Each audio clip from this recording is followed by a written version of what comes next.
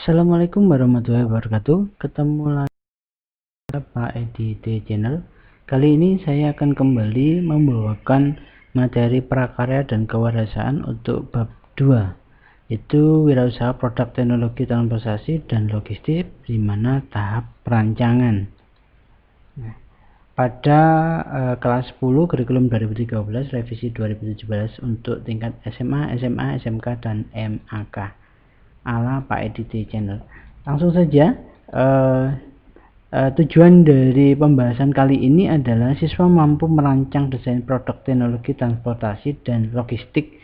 Di sini di pertemuan sebelumnya disebutkan bahwa transportasi itu bagian juga dari logistik. Transportasi itu tidak hanya semata-mata kendaraan bermesin, tidak, tapi adalah proses perpindahan barang dari tempat satu ke tempat yang lain, bisa berupa alat transportasinya bisa, atau mungkin juga bisa berupa kemasan produk dan lain-lain. Itu juga bagian dari logistik.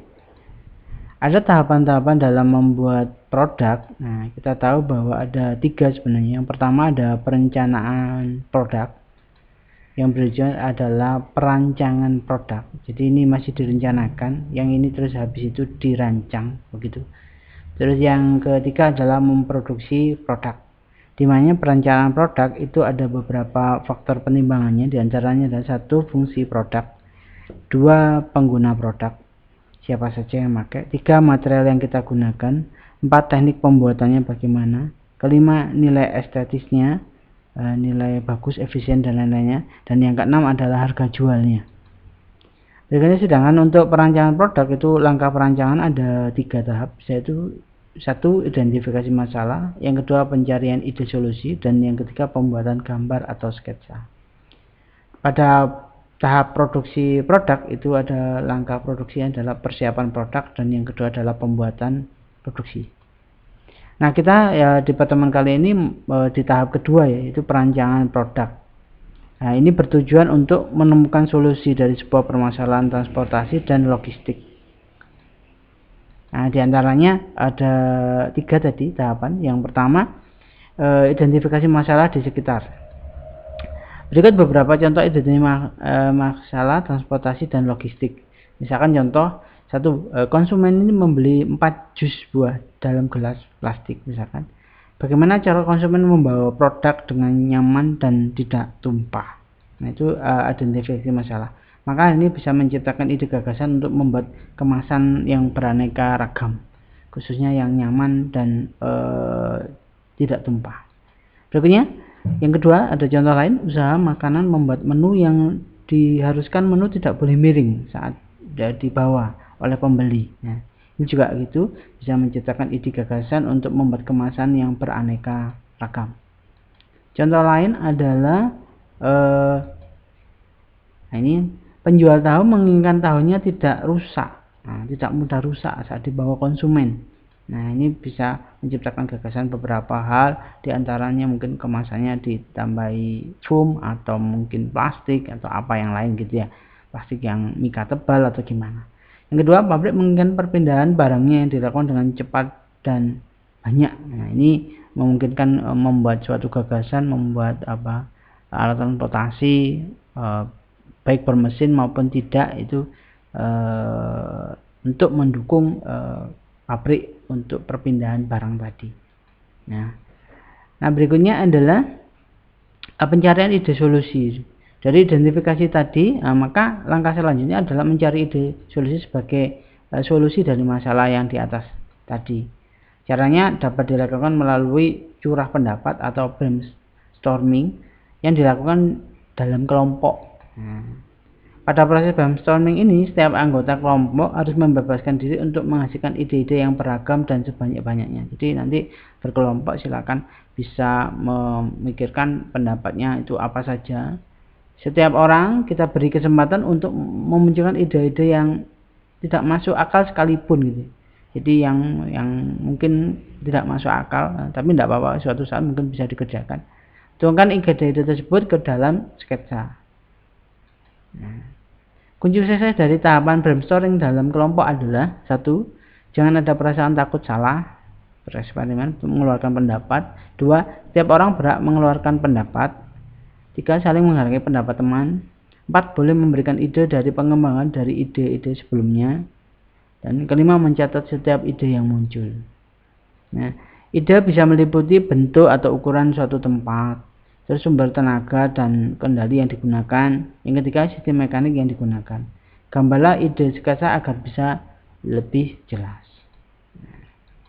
Yang berikutnya lagi adalah pembuatan gambar sketsa. Rasionalisasinya adalah proses mengevaluasi ide-ide yang muncul dengan pertimbangan-pertimbangan teknis, diantaranya bagaimana cara menggunakan produk tersebut, apakah bahan dan teknik yang ada sudah tepat untuk mewujudkannya, apakah memungkinkan untuk diproduksi dengan teknik produksi yang saat ini, bagaimana produksi dan ukuran yang sesuai dengan produk tersebut agar mudah digunakan oleh manusia, dan beberapa pertanyaan-pertanyaan lain yang bisa muncul ya dari permasalahan yang di atas.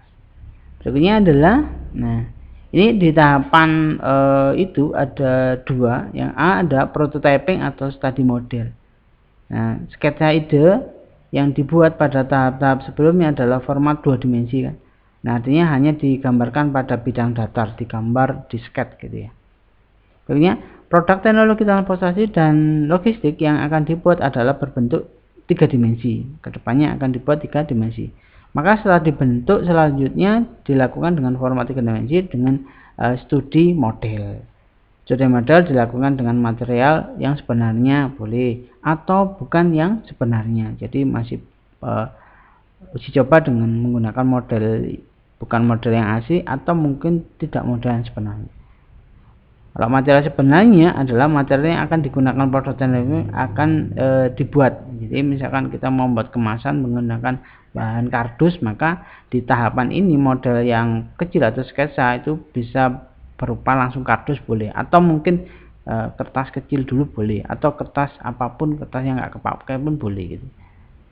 Yang berikutnya, alat bantu yang biasanya dipakai dalam pembuatan studi model, tentunya kita ada gunting, cutter, ini kan beberapa alat pemotong, ada lem, selotip, dan beberapa alat perekat lainnya. Nah, yang ke B adalah penentuan desain akhir. Penetapan desain akhir dapat dilakukan melalui diskusi atau evaluasi. Proses evaluasi menghasilkan umpan balik yang bermanfaat dalam menentukan desain akhir yang terpilih. Contoh diagram perancangan produk. Nah, ini misalkan yang pertama kan kita identifikasi masalah. Maka misalkan ada penjual kue besar, kuenya besar maksudnya, menginginkan konsumen membawa produknya tidak miring dan bisa dibawa dengan nyaman. Apa sih produknya? Misalkan produk bisa yang lain-lain gitu ya, atau terang bulan dan lain-lain. Itu adalah beberapa produk yang kue yang besar mungkin. Ini kalau miring mungkin akan bertumpuk dan mungkin nggak kelihatan bagus atau cantik begitu. Maka dari identifikasi masalah ini kita mencarikan tahap yang kedua, yaitu mencarikan ide solusinya. Nah, masukan-masukan idenya adalah misalkan kita buatkan kemasan dari kardus, misalkan, atau mungkin dibuatkan kemasan dari styrofoam, kan bisa ya. Atau mungkin dibuatkan kemasan dari kantong kresek gitu. Yang berikutnya dibuatkan kemasan dari kertas yang tebal, yang gitu ya. Kertas kardus, karton yang tebal. Nah, itu. Terus dari sini sebenarnya dasar pertimbangannya dalam memilih bahan-bahan serta lain-lainnya itu adalah satu, kekuatan bahan ya. Kekuatan bahan bisa membawa dari kue ini. Kalau bahannya terlalu tipis sehingga nggak kuat, kuenya kan bisa jatuh gitu. Yang kedua, bisa mengenakan brand toko. Nah, biasanya kemasannya lebih baik dikemas nanti kan disertai dengan logo atau alamat dan gambar dari toko tersebut sekalian untuk promosi. Dan yang ketiga adalah harga kemasannya. Tentunya kita akan pertimbangkan jangan sampai kemasannya itu mungkin terlalu mahal ya, sehingga menurunkan biaya produksinya ini gitu ya. Dari sini maka tahapan yang ketiga adalah membuat gambar sketch. Muncul beberapa ide gambar sketch ya. Silakan nanti menggambar. Nah, ini sketchnya misalkan seperti ini. Nah, ini kan Ini kan mungkin bisa dibesarkan, bisa dikecilkan. Mungkin ini kurang cocok kalau bentuknya seperti ini. Nah, dikembangkan lagi. Nah, misalkan seperti ini. Ini ada pegangannya sekalian. Nah, ini adalah pengembangan dari produk-produk bentuk kemasan. Nah, ini bisa ditambahi logo, gambar toko brand tersebut. Sehingga muncul mungkin kemasannya seperti ini. Nah, nanti bisa dikembangkan lagi. Ada bentuk yang mungkin bisa seperti ini, mungkin ini nanti ada pegangannya seperti itu, sehingga membukanya seperti ini dan pegangannya pun ada pegangannya ya, ini belum ada ya, sehingga membawanya pun mudah, mungkin seperti itu.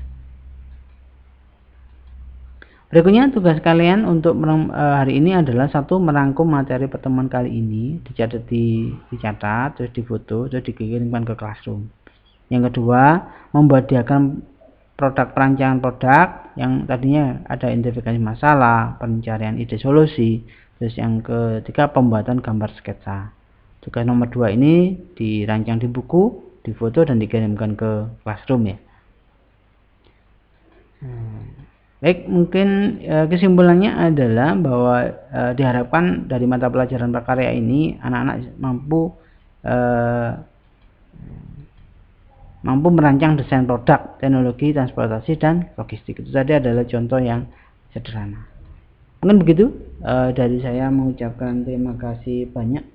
Mohon maaf jika ada salah-salah kata atau salah-salah ucap. Pesan saya, jaga kesehatan biar selalu sehat.